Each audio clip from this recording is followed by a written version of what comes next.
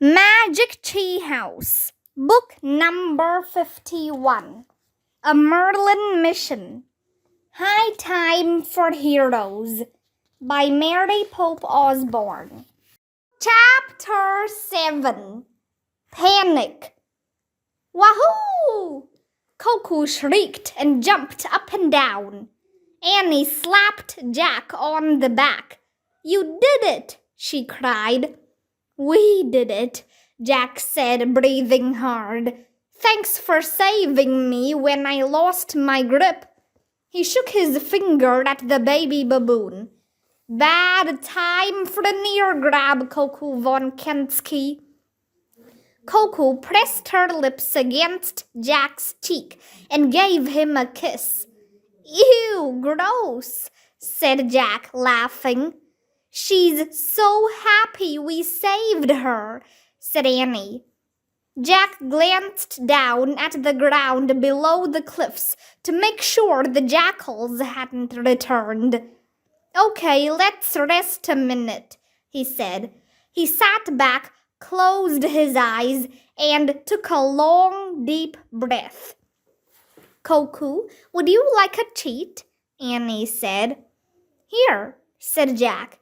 He opened his eyes and reached into his pouch. He took out a bit of bread and gave it to Coco. She chewed happily as the three of them sat together, looking out over the land of western Thebes. "What a great view," said Jack. The sun was setting behind the honey-colored mountains, and the river Nile glimmered with golden light. The cornfields were golden too, as herds of sheep and goats headed home. Jack felt the same calm feeling he'd felt during his climb. He felt free of all his fears and worries. As the sky turned from gold to red to dark purple, the wind began to blow. The air grew cooler. Sand swirled around the two colossi of Memnon. Jack imagined that the giant's breath was stirring the sands. He shivered and pulled out the handbook and looked at the map of Thebes. "Okay, on the other side of the Nile are the temples of Karnak and Luxor," Jack said. He looked across the Nile to the distant temples. Beyond the temples, a full moon was starting to rise. Jack looked back at the map. "And on this side of the Nile are the Valley of the Kings and the Valley of the Queens." "Look," said Annie. She pointed to the fallen temple near the road to the river. "Do you see two people?" Sure enough, in the distance, two people were riding a horse and a donkey. "It's them," Jack said. "Florence and Mustafa. Maybe they can help us get back, since we don't have donkeys anymore." He stood up and waved his arms. "Hello!" Annie joined him. "Hello!" she yelled. But Florence and Mustafa didn't seem to hear them as they rode back toward the Nile. "Hello!" Annie called once more, but it was no use. "Well, we'll just walk fast and catch up with them at the boat," said Jack.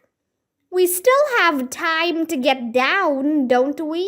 said Annie. "I mean, our hour isn't up yet, is it?" I don't think so," said Jack. He couldn't believe he'd forgotten about the time. "How long did it take us to climb up? How long have we been sitting here?" "I don't know," said Annie. The sun had sunk below the horizon, and the sky was quickly growing dark. "We have to hurry," said Jack, "before our hour runs out. Before we lose our rock climbing skills, before it gets darker, before the hills become more dangerous." "Relax, Jack," said Annie. "Remember, rock climbers go slowly. We look, we think, we move. Right, said Jack. Right, okay. He took a deep breath and tried to slow his racing heart. He tried not to think about running out of time or losing their rock climbing skills or the danger in the dark valley. You okay? Said Annie. Yes, said Jack. They looked over the edge of the cliff at the rock face. Jack realized he still knew exactly what to do. No big deal, he said. No big deal, echoed Annie. Jack mapped out his route to the ground. He located bumps, ledges, holes, ridges, cracks, until he had a good plan. I'll carry Coco on my back. She's not heavy, said Annie. I'll start down over there. She moved about 20 feet away from Jack. Don't forget, go slowly, she reminded Jack. And don't freak out. We look, we think, we move. Yeah, right, I know, said Jack. Just concentrate on yourself. Jack turned away from Annie and Coco. He took a full, deep breath. When he felt a perfect balance between calm and alertness, he started down the cliff wall. Jack inched smoothly along the face of the rock, shifting his weight and keeping his eyes on his feet. He reached down to lower ledges with his toes and lodged his fingertips in the cracks above. He kept his body straight and didn't lean too closely into the rock. Jack knew exactly what to do until he was halfway down. Then suddenly he didn't know anything. Jack froze. His body started to shake. His toes slipped from the cracks they were in. His hands slipped from the ridge he was gripping. He fell. Jack hit the ground so hard he couldn't breathe. His whole body screamed with pain, especially his right shoulder and arm. Jack! Annie cried out from above him. Then there was a terrible thud. Jack heard Coco shriek. He wanted desperately to help Annie and the baby baboon, but he was still struggling to breathe.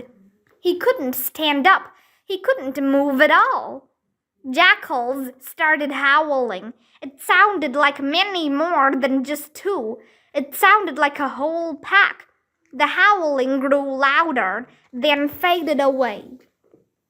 Anne, Jack whispered. He couldn't even say her name. The wind made loud whistling sounds through the limestone cliffs. Jack was cold and scared. He worried that his bones were broken. He worried that Annie was hurt, or worse, maybe not alive. Coco made whining, weepy sounds. Then Jack heard a moan. Jack! Annie! Jack said hoarsely. In spite of the pain, he forced himself to sit up. He saw Annie on the ground, lying not far from him. I got the breath knocked out of me, she said, gasping. Couldn't breathe or talk. Now my ankle. Oh, she groaned. Hold on, don't move, said Jack. As he struggled to a standing position, he discovered that he couldn't lift his right arm at all. It just hung limply from his shoulder at a strange angle. Jack took a deep breath. He clutched his bad arm and walked barefoot to Annie. He had no idea where they'd left their boots. It was too dark to find them now. Oh, said Annie. She was lying on her side, holding her right ankle and moaning. Can you stand up? Said Jack. Maybe, said Annie. I'll help, said Jack. He used one hand to help Annie roll onto her back and stand up. Ow! She cried. Sorry, sorry, said Jack. Annie tried to laugh. No, I'm sorry, she said. I didn't mean to yell, but it really hurts if I put weight on it. What can we do? How can we get back? Don't worry, I can walk, said Jack. You can lean on me and hop on one foot. Are you sure you're not too badly hurt? Asked Annie. No big deal, Jack said. Just lean on my left side. We'll be fine. Okay. Annie placed her arm on Jack's shoulder.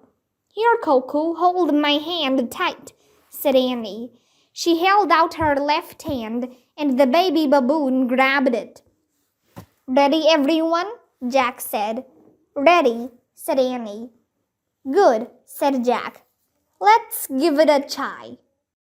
Chapter 8. Moon over the Nile. Jack took halting steps, supporting much of Annie's weight as she hopped on her left foot. His shoulder hurt terribly, but he tried to hide his pain from Annie. The Valley of the Queens felt spookier than ever. The jackals must be close by, Jack thought. And what about those tomb raiders that Allie had mentioned? Do we know the way back? Annie asked. From the top of the cliff, we could see the moon rising over the Nile, said Jack. So if we walk toward the moon now, we should come to the river. Good thinking, said Annie. Heading toward the moon and holding on to Annie, Jack kept walking slowly. Ow, Annie said softly with each hop she took. Annie's hopping jostled Jack's body, sending pain through his shoulder and arm, but he gritted his teeth and tried not to make a sound. He was afraid Annie wouldn't let him help her if she found out how much he was hurting. After only about 50 yards, Jack knew he couldn't support Annie's weight much longer. Okay, let's stop for a minute and rest, he said. Coco screeched. She let go of Annie's hand and bounded away. Coco, cried Annie. Come back. Oh no, not again, thought Jack. Did she hear jackals? Look, there's a light, said Annie. She pointed at a flickering light moving toward them. We have to be quiet, Jack whispered. It could be tomb raiders.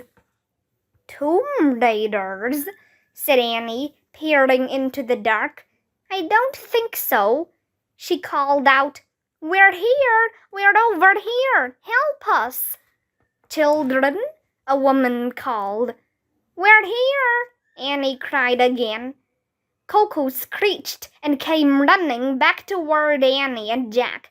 She chattered and jumped up and down. Out of the dark, Florence Nightingale appeared on her donkey.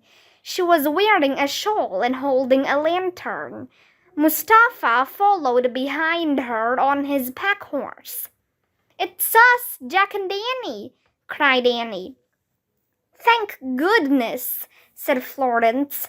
We've been looking for you. When we arrived at the river, Allie reported that your donkeys had returned without you. We were trying to save Coco from jackals, said Annie. She escaped from them and then got stuck on top of a cliff. We got up there okay, but we fell coming down. You poor things, cried Florence, climbing off her donkey. Please bring water for them, Mustafa.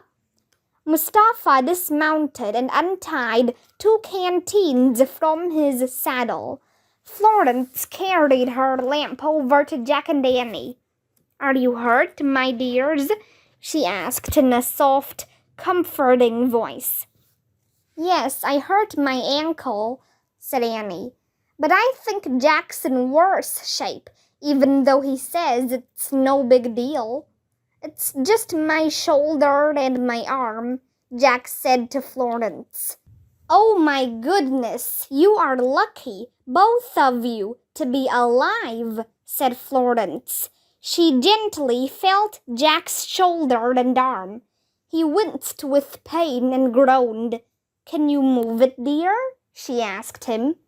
"No," he said. Mustafa handed Jack a canteen and gave one to Annie, too.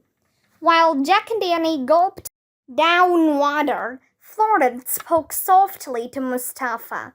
"Let's take them straight to the boat," she said. "Jack can ride my donkey, and Annie and the little baboon can ride on your horse." Then she turned back to Jack and Annie. "Mustafa and I will walk alongside you." "Thank you," said Jack. He was relieved to have someone else in charge. Mustafa brought the pack horse over to them and carefully lifted Annie and Coco onto the saddle. Then he helped Jack climb onto the back of the donkey. "Good, now let us go," said Florence. She blew out the flame in her lamp. Mustafa tied it to the saddle of the pack horse, along with the canteens. By the light of the moon, Mustafa led the animals through the chilly night. Florence walked beside the donkey, staying close to Jack. They all traveled silently over the barren, stony ground until they came to the statues of the ancient pharaoh. The giants looked like faceless gray ghosts in the moonlight. As the group headed down the dirt road toward the Nile, Jack did his best to sit up straight on the donkey's back. But every step the animal took brought Jack more pain. Once or twice he couldn't help crying out. "Jack," Annie called to him in a soft voice, "remember what it felt like to be rock climbers?" Though the words might have sounded strange to Mustafa and Florence, Jack knew exactly what Annie meant. "Yes," he breathed. He worked hard to remember what it had felt like to be a great rock climber, to feel calm and centered. He tried to block out the pain in his arm and shoulder by closing his eyes and concentrating on the sounds of the night. Jack heard Coco making her baby baboon noises. He heard the corn stalks whispering in the wind. He heard the baaing of sheep and the bleating of goats. As they came closer to the Nile, he heard the rustling of reeds and croaking of frogs. He heard the hee-haw of donkeys. Jack's eyes shot open. "Honey?" he said. "Bunny?" Annie called out. "Is that you?" "Hello, I have your 2 donkeys here," Allie called, rushing toward the travelers. "They are safe. I am so glad that you are safe too." "Can you please help us, Allie?" said Florence.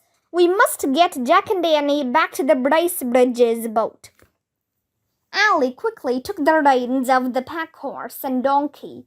Mustafa and Florence helped Jack, Annie, and Coco dismount. With Florence's help, Jack climbed into the rowboat. Mustafa picked up Annie and Coco and set them down next to Jack. "Good night, Allie," said Florence as she and Mustafa finally climbed into the rowboat too. "Your grandfather will be back soon to take you home." "Good night, Miss Nightingale," said the small boy. Mustafa's oars dipped into the water, and the boat started gliding across the river. As he rowed, the guide sang his rowing song in time to the splashing of the oars. The Nile waters sparkled, reflecting the moonlight. Jack loved the peaceful, mysterious feel of the ancient river. When they reached the opposite shore, Mustafa tied up the rowboat at the water's edge. Please help the children out of the boat, said Florence. Then you must hurry back to Ali. It is surely past his bedtime. Mustafa nodded.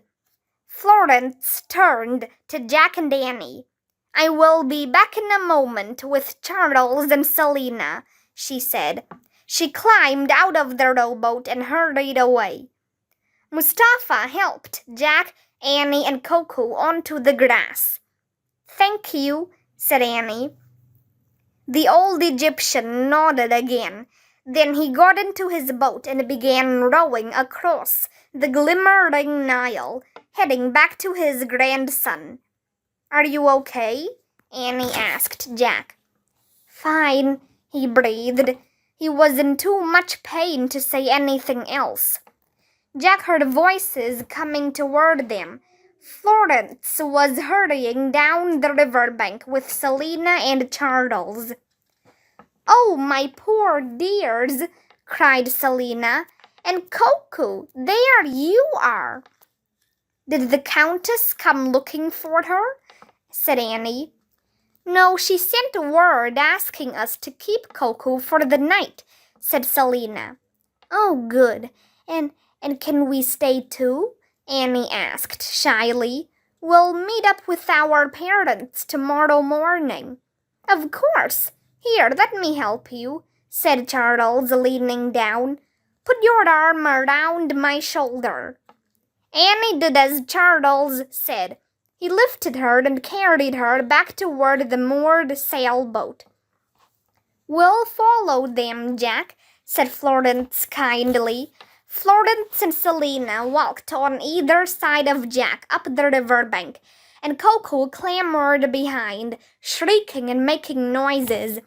Jack imagined she was talking about their scary adventure in the dark hills. Finally, the group arrived at the large sailboat. Home, sweet home, said Selina. Into my cabin, said Florence. Charles and Selina helped Jack and Annie into the middle door of the long cabin. Coco followed and leapt onto a tall bed. Florence helped Jack take off his heavy, long-sleeved shirt, his belt, and his hat. Now make room for the children, Coco, Florence said to the baby baboon. Jack and Annie climbed onto the large bed, and Florence gently covered them with blankets. It gets quite cold at night, she explained softly. She draped mosquito netting around the bedposts as Selina lit kerosene lamps. Jack could smell the kerosene as the flames flickered and shadows danced on the green-paneled walls. The boat rocked on the Nile, and a soft breeze came through an open porthole. Through the gauze of the delicate mosquito netting, Florence, Charles, and Selina looked like dream figures, or angels, to Jack. He closed his eyes, and finally he felt safe.